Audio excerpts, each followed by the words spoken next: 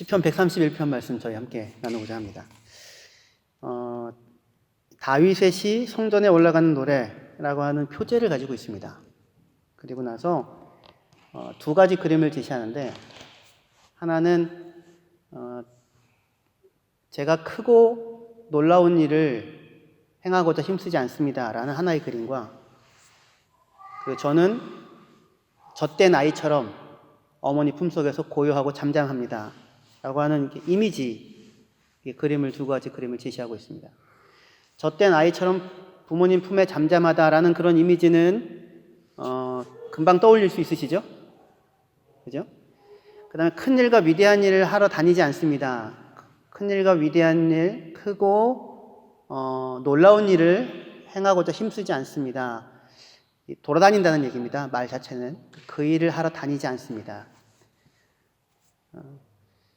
처음부터 크고 위대한 일을 행할 생각이 없었던 게 아니라, 아마 젊었을 때는 큰일, 위대한 일을 하고자 다녔을 겁니다.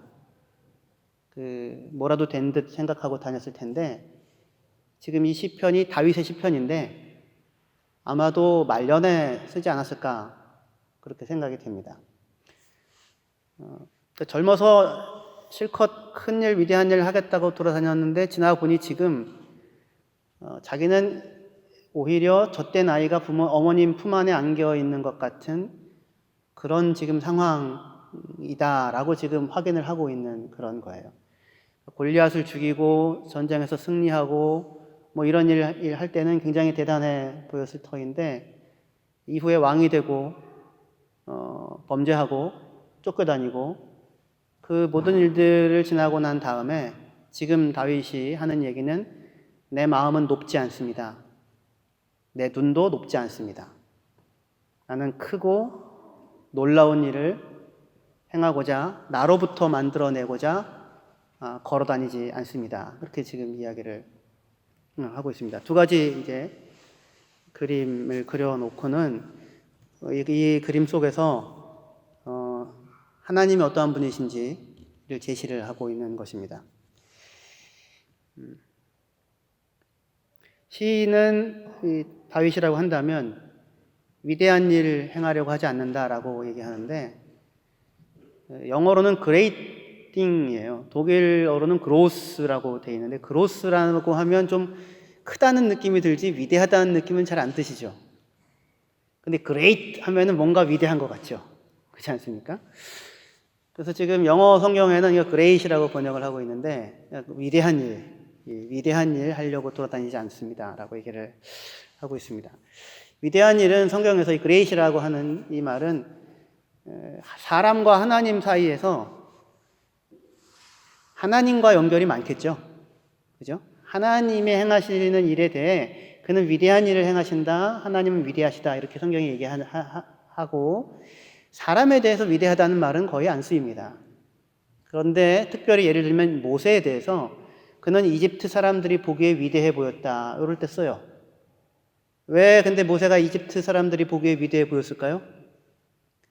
하나님께서 모세를 통해 일을 하셨으니까. 그러니까 하나님 덕분에 모세가 위대한 모습을 보였던 거죠. 또 하나 위대한 사람이라고 불려진 사람이 있습니다. 나아만 장군. 나아만 장군은 그의 왕이 보기에 위대한 사람이다, 이렇게 되어져 있어요. Great man입니다. 위대한 사람인데, 그런데 그는 위대한 사람인데 나병 환자다, 그렇게 하여서 도대체 사람을 위대하다라고 부른다고 할 때 그 얘기는 도대체 무슨 얘기인가 라는 생각을 하게 합니다. 오히려 위대하다고 불려진 게 높이기 위한 얘기라기보다도, 하지만 그는 나병 환자여서 자신의 근원적인 어떤 문제를 해결할 수 없었다, 이렇게 되는 거죠.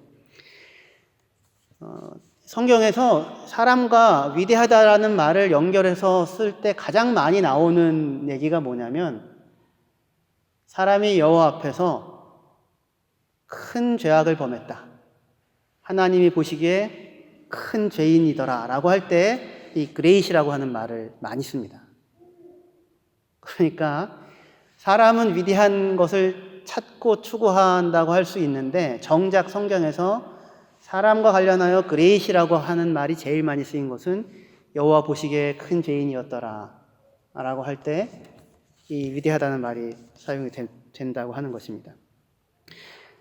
그러니까 사실은 위대함이라고 하는 것은 사람과는 좀 어울리지 않는 말이죠. 그럼에도 불구하고 사람들은 서로 비교하여 좀 더 큰 권력과 힘을 가지고 있는 사람들에 대하여서 큰 사람, 위대한 사람, great man이라고 불렀습니다. 본문에서의 문맥에서의 뜻은 뭐냐면 권력자예요. 권력자들을 위대한 사람, 큰 사람이라고 부른 겁니다. 이해는 되지만 사실은 권력이 있다고 위대하다고 할 수 있을까요?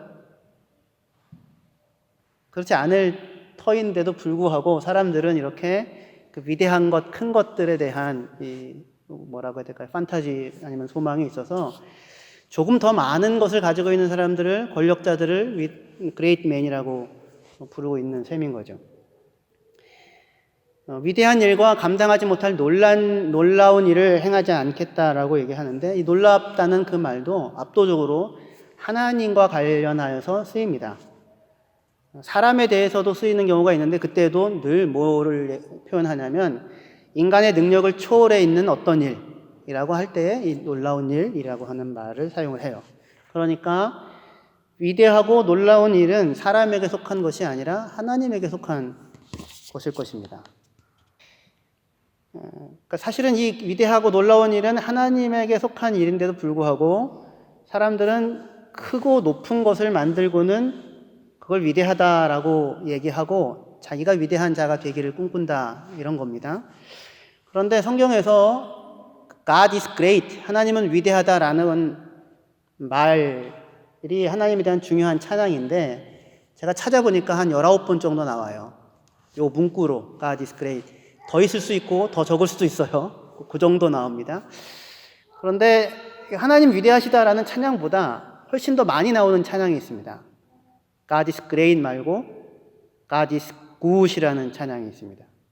아까 우리가 불렀죠. 좋으신 하나님, 좋으신 하나님. 저랑 아무 교감이 없는데 좋으신 하나님을 찬양팀이 찬양하던데, God is good, God is good. 좋으신 하나님. 하나님은 좋으시다.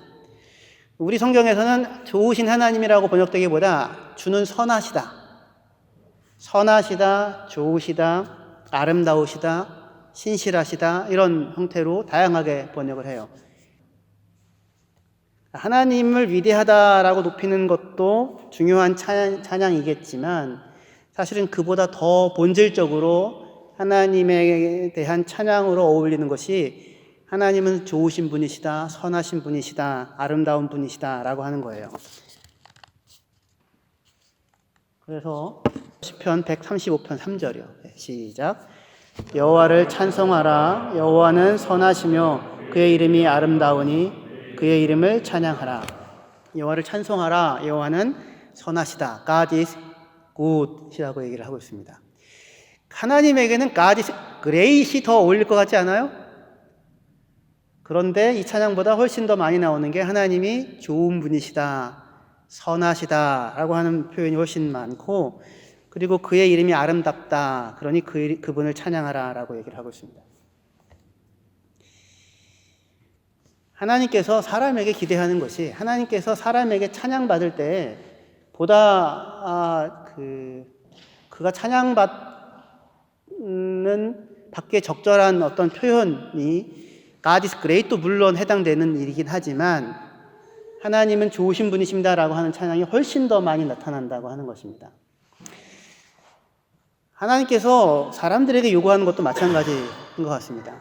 하나님이 사람에게, 우리에게 위대한 일을 요구하기보다 선한 일을 요구하시고, 하나님께서 우리에게 위대한 사람이 되라고 하지 않고 선한 사람이 되고 충성된 사람이 되고 신실한 사람이 되라고 요구합니다. 하나님이 우리에게 위대한 일을 이루라고 하지 않고 계명을 지키라고 얘기하는데, 우리의 행복을 위하여 준 계명을 지키라라고 얘기를 하는데, 그 계명은 하나님이 보시기에 좋은 겁니다. 하나님 보시기에 좋은 계명, 좋은 일을 충성되게 행하라고 우리에게 그렇게 말씀을 하시더라는 것이죠. 왜 위대하지 않았느냐라고 묻는 게 아니라 착하고 충성될 것을 요구하신다는 것입니다. 달란트 비유에서 1달란트, 2달란트, 5달란트를 주고 떠나잖아요. 1달란트는 한 5억쯤 됩니다. 5달란트는 25억쯤 됩니다. 1달란트쯤은 다 갖고 계시죠? 5달란트 정도는 다 집에 쟁여두고 있지 않습니까? 그래서 5달란트 받은 사람이 5달란트를 남겼으면 한 50억쯤 되는 겁니다. 규모가 조금 되죠. 예. 그런데 그 주인이 이 사람을 칭찬할 때 위대한 일을 행하였구나 라고 칭찬하지 않고 착하고 충성된 종아 이렇게 칭찬합니다. 좋은 종아. 좋은 종은 뭐예요? 충성된 종이겠죠. 위대한 일을 했다고 칭찬하지 않고 충성되다, 착하다라고 칭찬합니다. 내가 작은 일에 충성하였으니, 작은 일이에요. 한 25억 정도, 5억 정도가 작은 일에 충성하였으니 우리의 인생이라고 하십시다. 우리의 인생, 우리의 존재, 하나님이 우리에게 주신 것, 거기에 네가 충성했으니 비교하지 않고 누구보다 더했다 덜했다로 비교하지 않잖아요. 하나님이 상대평가 안 하시고 절대평가 하시는 분이신 줄 아시죠? 누구보다 더했느냐 덜했느냐 묻지 않고 내가 맡긴 것에 충성했느냐를 물으시는 분이십니다. 내가 작은 것에 충성했으니 위대한 일을 맡길게 그렇게 하지 않고 네가 작은 일에 충성했으니 더 많은 것으로 맡길게 주인의 즐거움에 참여하여라. 주인의 좋으심, 주인의 선하심을 누려라 라고 그렇게 부르고 있습니다. 2019년입니다. 11월 첫째 주이고요. 이 굿자 9수 되면 뭔가 조금 멈추어서 생각하게 되지 않습니까? 올해도 이제 2달 남았고 2019년도 이제 얼마 안 남았는데 한번 한 해를 돌아보십시오. 지금까지 내가 얼마나 나는 위대한 일을 행해왔는가 이거를 묻고 스스로를 쪼지 마시고 나는 하나님 앞에 착하고 충성된 아름다운 사람이었는가. 이 좋다는 말이 히브리 말로는 토브예요. 토브인데 그게 좋다, 아름답다, 선하다, 착하다, 충성되다 뭐 이런 얘기거든요. 그러니까 나는 하나님 앞에 얼마나 아름다운 사람이었는가, 착한 사람이었는가, 충성된 사람이었는가, 굿이라고 하나님이 얘기할 만한 삶을 그런 사람이었는가 생각을 해봐야 될 것입니다. 왜 이런 위대한 일을 행하지 않았느냐로 우리를 쪼시지 않고 하나님에 대하여 어떠한 마음의 자리에 있느냐 이게 중요한데요. 그래서 이 이 좋음의 자리로 넘어가면서 다윗이 이제 2절에서 그렇게 이야기를 하고 있습니다. 우리 2절만 같이 다시 한번 읽어볼까요? 시작. 실로 내가 내 영혼으로 고요하고 평안하게 하기를 젖된 아이가 그의 어머니 품에 안심 같게 하였나니 내 영혼이 젖된 아이와 같도다. 시인이 1절에 보시면 자기 마음은 교만하지 않고 자기 눈은 오만하지 않았다 이렇게 시작을 먼저 해요. 높지 않았다는 말입니다. 내 마음이 높지 않았습니다. 내 눈이 높지 않았습니다. 이 높다는 그냥 말이거든요. 근데 높다는 것이 성경에서 부정적으로만 쓰이지 않아요. 그냥 높은 집, 높은 건물, 높은 나무 뭐 이럴 때 쓰이고 긍정적으로도 많이 쓰이는데 이 높다는 표현이 사람의 신체 기관과 연결해서 쓰일 때는 부정적으로 쓰여요. 마음이 높다, 눈이 높다, 손이 높다 이런 식으로 그렇게. 근데 지금 이 다윗이든지 이 시인은 하나님 제 마음이 높지 않습니다. 제 눈도 높지 않습니다. 이렇게 얘기를 하고 있어요. 처음부터 안 높았을까요? 처음엔 높았겠죠. 처음엔 높았는데 지금은 낮아져 있는데 높아졌다가 낮아진 게 아니라 제자리를 찾는 거죠. 제자리를 찾고 있습니다. 낮은 자리, 높지 않은 자리에 있어서 누가 보이냐면 좋으신 하나님이 보이는 겁니다. 위대한 일을 행하는 자기가 뿌듯한 게 아니라 좋으신 하나님이 보이는 겁니다. 이게 지금 높지 않은 마음인데요. 높다, 낮다 하니까 뭔가 비교를 하고 있는 거잖아요. 2절에 이 사람이 내 마음이 평온하게 되었다라고 얘기하지 않습니까? 이 평온하게 되었다는 말도 같아졌다 그런 뜻입니다.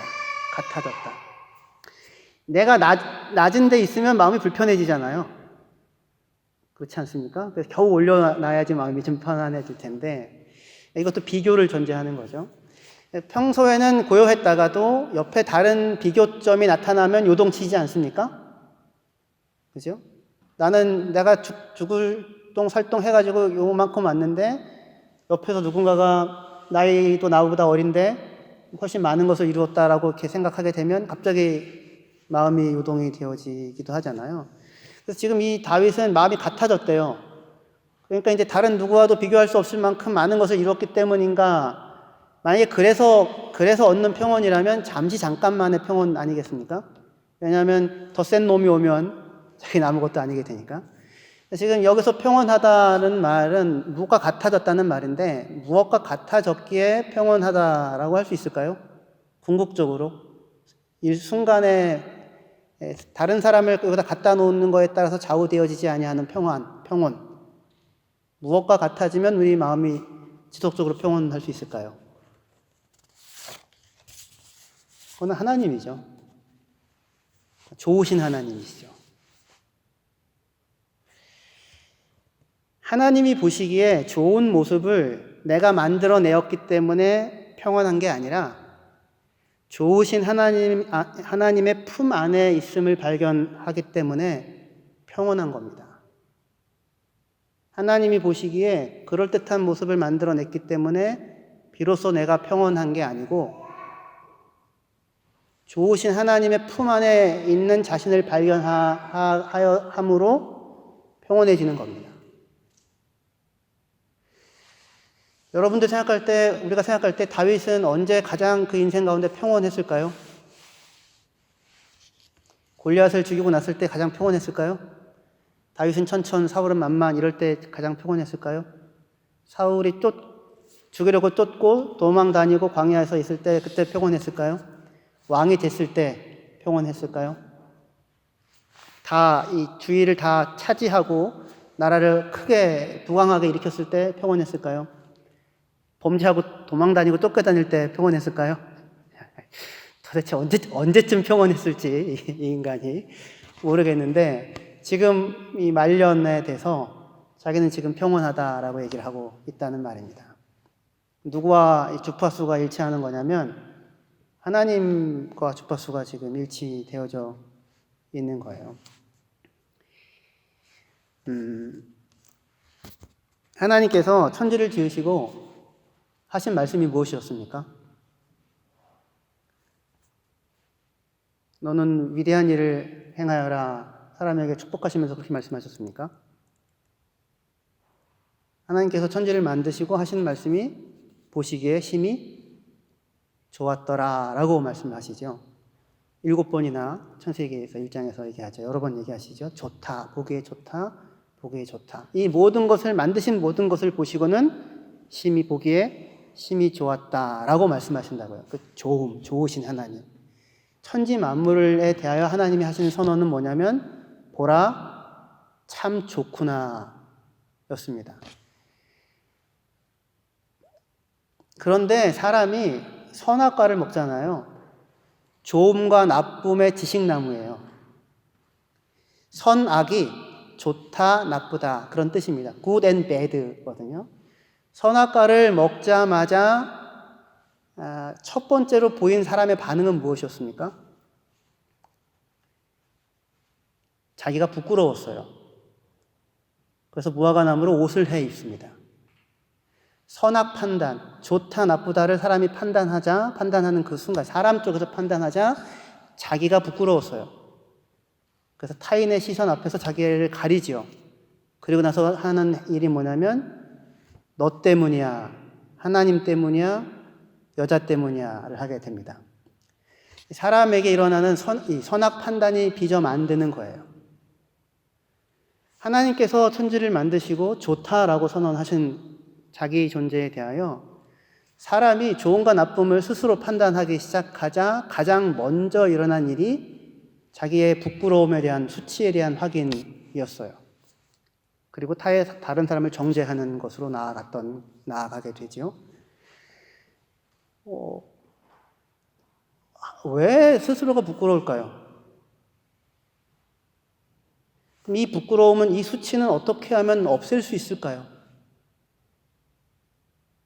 얼마나 크고 위대한 일을 행하면 부끄러워지지 않게 될까요?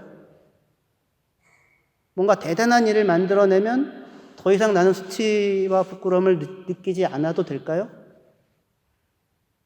안 그렇다는 걸 다 아시죠? 그죠? 크고 위대한 일, 성과 대를 높이 쌓고 이름을 내고 흩어짐을 면하자 하면 더 이상 수치스럽지 않게, 부끄럽지 않게 될까요? 자기가 자기를 볼 때.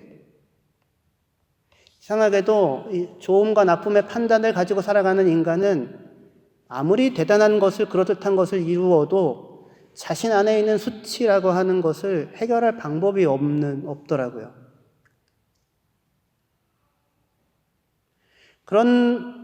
그리고 그 수치를 해결할 방법이 없어서 한편으로는 끊임없이 뭔가 위대하고 대단한 일을 만들고자 하고, 그러나 그것이 평온을 만들지 못하는 것을 아는 것과 동시에 선악 판단이 또 한 번 작동하여서 다른 사람을 정죄하고 판단하는 것으로 너는 좋지 않아, 너는 부족해, 너는 나빠, 너는 문제가 있어, 너는 연약해, 너는 취약해, 이렇게 되잖아요. 그런 게 보여요, 안 보여요? 보이죠? 지금 하나님이 좋으신 하나님, 우리가 좋으신 하나님을 우리가 찬양하는데 도대체 좋음이라고 하는 건 뭘까요?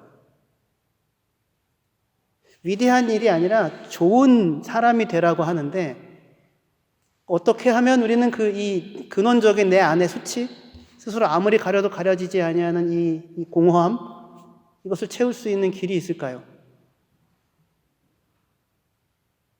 그건 위대하고 대단한 일을 해야 되는 게 아니라 애초에 우리를 향하여서 보시기에 심히 좋구나라고 말씀하시는 그 좋으신 하나님 안에, 마치 젖된 아이가 부모님 품 안에 안겨있듯이 안겨있는 자로에 자기를 확인을 해야 하는 것일 것입니다.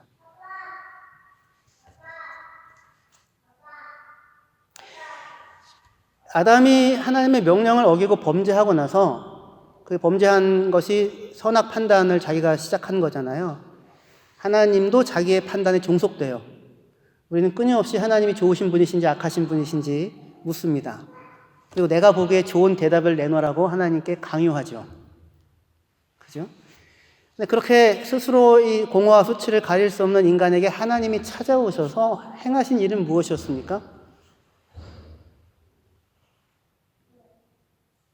물론 그의 범죄의 결과를 선언하시죠. 고통과 죽음을 선언하십니다. 사람이 스스로 자초하여 간 길이에요.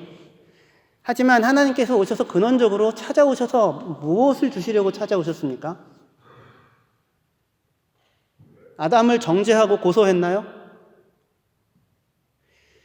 내가 너보고 먹지 말라고 한 거 먹었니? 아니면 누가 너보고 벗었다고 고소하던, 아무도 벗었다고 고소하지 않았는데 스스로가 스스로를 고소한다고 했잖아요. 그죠? 자기 스스로가 스스로를 고소한다고요. 하나님이 오셔서 아담을 고소하지 않았어요. 하나님이 하신 일은 무엇이었습니까? 이 공간이 여기가 넓으니까 우리 저쪽에서 했었으면 뭔가 왔다 갔다 했을 것 같기도 한데 저도 분위기가 차분해지고 하나님이 오셔서 한 일이 뭐냐면 가죽옷을 지어 입히시잖아요. 그 얘기는 뭔가가 죽었다는 거죠. 아마도 양이 죽었을 것 같아요. 그러니까 옷을 덮어주시죠.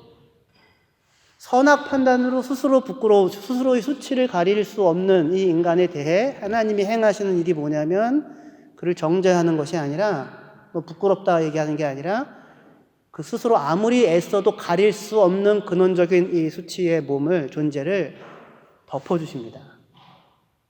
덮어주기 위하여 하나님이 행하신 일이 뭐냐면 양을 잡은 거죠. 피를 흘린 거죠. 그분이 우리는 예수님인 줄 다 알죠, 이제는. 선악 판단으로 스스로 부끄럽게 여기고 타인을 정죄하는 것 말고는 만들어낼 수 없는 이 사람에 대해 하나님이 행하신 일이 뭐냐면 정죄하고 부끄러워하는 것이 아니라 자기의 생명을 내어주시더라고요. 자기의 피를 흘려. 좋으신 하나님이시죠. 위대하고 놀라운 일이죠. 자기의 생명을 내어주셔서 사람을 덮으십니다. 그리고는 너는 나에게 언제든지 나아오라고 그렇게 말씀하시는 것이죠. 이 좋으신 하나님 안에서 우리가 쉼을 얻을 수 있을 때야만 우리는 이 스스로 위대한 일을 쫓아다니는, 그리하여 수치를 덮고자 가리고자 하는 이 지옥 같은 이 요구, 경쟁에서 벗어날 수 있을 것입니다. 그래서 예수 안에 있는 자에게는 결코 정죄함이 없나니 생명의 성령의 법이 죄와 사망의 법에서 너희를 해방하였습니다. 누가 우리를 그리스도 예수의 사랑에서 끊으리요, 그렇게 말씀하시잖아요. 좋으신 하나님,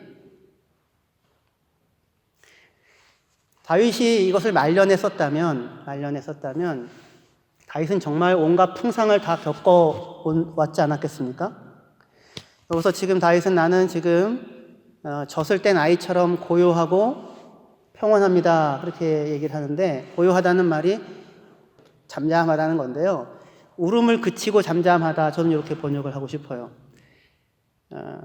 그리고 고요합니다, 같아졌습니다, 이렇게 되는데, 평온합니다, 같아졌습니다. 울음을 그치고 평온합니다, 그렇게 얘기를 하는데, 어떻게 우리들의 오늘의 삶은 눈물 골짜기를 걸어가고 있습니까? 아니면 울음을 그쳤습니까? 눈물 골짝 지나갈 때에 이렇게 지금 나가게 되는데, 젖된 아이가 엄마의 품속에 있을 때 평온해요? 아니면 젖먹이가 엄마의 품속에 있을 때 평온해요? 이게 좀 생각을 해보세요. 젖먹이가 엄마의 품속에 있음 같이 평온합니다. 보통 이런 이미지를 떠올릴 거예요. 아기가, 갓난 아기가, 뭐 한 3개월, 4개월 된 아이가 엄마 품에 앉아서 젖을 빨면서 평온해하고 만족해하는. 근데 그 이미지가 아니에요. 젖된 아이예요. 그러면은 몇 살 정도 됐을까요? 에린이가 지금 2살 반? 반 됐습니까? 아직 안 됐죠. 2살 조금 더 됐죠. 그죠? 아직 아니에요. 한 3살 정도 돼야 됩니다. 옛날에는요, 젖을 오래 먹였어요.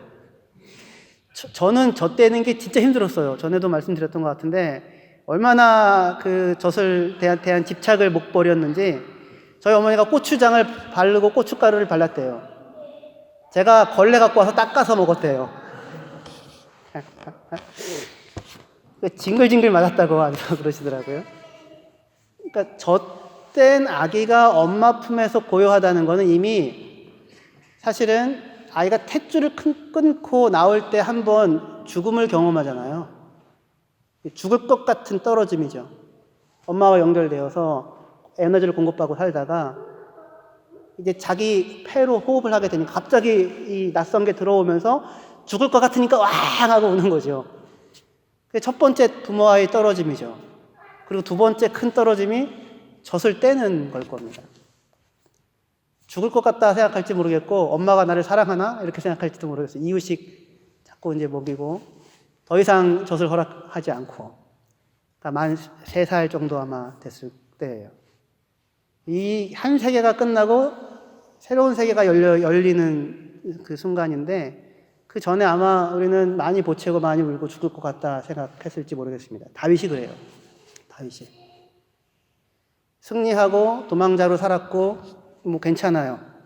왕이 되었고 범죄하고, 그리고는 한 10년 정도 가까이에 해당되는 기간 동안 가족 사이에 칼부림이 일어나잖아요. 굉장히 고통스러운 때지요. 정말 죽었구나라고 생각할 수밖에 없는 그런 순간들을 살 겁니다. 그런데 사무엘하 7장에서 나오는 하나님의 다윗 언약, 그 다윗이 하나님을 향하여 내가 당신을 위해 성전을 짓겠습니다 라고 하니까 하나님이 네가 나를 위해 집을 짓겠다고? 내가 너를 위하여 집을 지어봤고 집을 짓고 있고 앞으로도 지을 것이다, 그렇게 얘기를 하시면서 다윗 언약을 주십니다. 그게 사무엘하 7장인데요. 성경의 기록상으로는 사무엘하 11장에 밧세바 사건이 일어나서 다윗 언약이 먼저 있는 것처럼 보이지만, 대부분의 학자들은 다들 이 다윗 언약은 그의 말년에 주어진 것이라고 이해를 합니다. 만약에 그게 사실이라면, 지금 이 시편 131편도 말년에 쓴 것이 사실이라고 한다면, 그러면 다윗은 그렇게 승승장구하다가 고난을 당하다가 한 곱이 넘어서 왕이 되어서 좋으신 하나님 노래할 법했는데 자신 안에 이 가지고 있는 교만과 높은 마음 때문에 사실은 우리아를 취하는 게 아니라 밧세바를 취하고 우리아를 죽이고, 그리고는 칼부림이 나며 그 한순간도 평안할 수 없는 부끄러운 사실은 인생을 살고 있잖아요. 그런데 그의 말년에 하나님의 성전을 짓고자 하는 마음이, 간절한 사모함이 있었고 그것을 가지고 하나님 내 성전을 짓겠습니다 라고 했더니 하나님이 하는 말이, 다윗아 네가 나를 위하여 집을 짓겠니? 내가 너를 위하여 집을 지어오지 않았느냐? 네가 목동으로 있을 때 내가 너를 불러 이스라엘의 왕으로 삼지 않았느냐? 내가 너를 위하여 집을 짓겠다라고 하면서 영원한 언약을 주신다고요. 이제는 끝장이구나, 하나님 앞에 내가 얼굴 들고 살 수 없겠구나라고 생각할 법한 그때에 하나님이 나타나셔서 좋으신 하나님, 내가 너를 위하여 집을 지어왔고 짓고 있고 지을 것이다 라고 말씀을 해주신다고요. 한 부분만 더 얘기할게요. 131편 저희가 읽었잖아요. 132편이 이어집니다. 그 132편에 다윗 언약을 다루어요. 그래서 제가 이 다윗 언약과 관련된 얘기를 하는 거예요. 하나님이 132편에서 다윗에게 약속하시면서 핵심은 뭐냐면, 내가 너희 가운데 거할게, 내가 너희 가운데 거하며 함께 살게, 이겁니다. 이게 그 성전이라고 하는 게. 그런데 그때 내가 다윗에게 그런 확실한 언약과 약속을 주어서 너의 후손 대대로 너의 왕자에 계속 앉을 사람을 이어지게 할게, 내가 너를 위해 집을 지을게, 이렇게 약속을 하신 거잖아요. 근데 조건이 있어요. 다윗 언약은 어떤 조건이냐면, 하지만 너와 너의 후손들이 내 언약을 지키면, 내 언약을 지키고 내 그 증거를 따라 살면 내가 그렇게 할게, 이렇게 약속을 하신 거예요. 그런데 다윗과 다윗의 후손은 그 언약을 제대로 지켜냈습니까? 제대로 지켜내지 못했어요. 그래서 바벨론 포로로 끌려갔어요. 다윗 왕가가 끊어졌어요. 그러면 하나님은 이제 언약을 폐기 처분하면 되는 거잖아요. 그런데 하나님이 내가 영원히 너의 왕위를 견고하게 할게, 이거는 무엇과 같이 연결되어 있냐면, 내가 너희 가운데 거처를 삼아서 너희와 함께 살게, 내가 너희 하나님이 될게, 이것과 같이 연결되는 거거든요. 그러니까 이 다윗 언약을 끊어졌다고 해서 이것까지 놓쳐질 수는 사실은 없는 상황이죠. 하나님 그렇게 하셔도 된다고요. 그런 조건이 있으니까. 그런데 이 언약이 유지가 돼요. 어떻게? 다윗의 후손으로 누가 오세요? 예수님께서 오시죠. 다윗의 후손으로 예수께서 오셔서 다윗의 후손으로 그 언약을 지키고 다윗의 후손으로 그 모든 증거를 지켜내신다고요. 그래서 하나님 스스로가 그 언약의 조건을 충족시키고 만족시켜 놓고는 예수, 임마누엘, 죄에서 건져서 너희와 함께 할게 라고 하는 것을 이루시지요. 좋으신 하나님이시라는 얘기입니다. 좋으신 하나님. 오늘 정리할게요. 하나님께서 천지 만물을 만드시고 좋다고 말씀하십니다. 그 안에는 범죄할 아담에 대한 그 계산도 포함되어져 있었을까요? 미처 모르고는 야 좋다고 했다가 으아 이렇게 실망하시고 낙심하셨을까요? 좋다라고 선언하신 인생이고 세상입니다. 하나님께서. 우리가 볼 때는 죽음이 마지막이고 이건 좋지 않은 거잖아요. 근데 여러분들 안 죽고 영원히 살면 곤란합니다. 이 모습으로 돌아가셔줘야 자녀들이 삽니다. 인구 폭발 안 됩니다. 뭐든 죽을 것 같고 젖이 떨어지는 것 같고 탯줄이 끊어지는 것 같아서 마지막이다, 죽겠구나. 아니요, 그렇지 않습니다. 하나님이 좋다고 선언하셨고 우리로부터 위대한 일, 기이한 일이 비롯되어지지 혹시 않아도 하나님께서 신실하시게 일하셔서 그 조건을 채우시고 죽음의 자리에서도 부활을 만드셔서 좋음을 마침내 누리게 하십니다. 이 좋으신 하나님이 우리의 아버지이시고 우리의 하나님이십니다. 그러니까 기억하시고 마음껏 돌아다녀 보십시오. 마음껏 위대한 일도 한번 해보겠다고 깝쳐도 보시고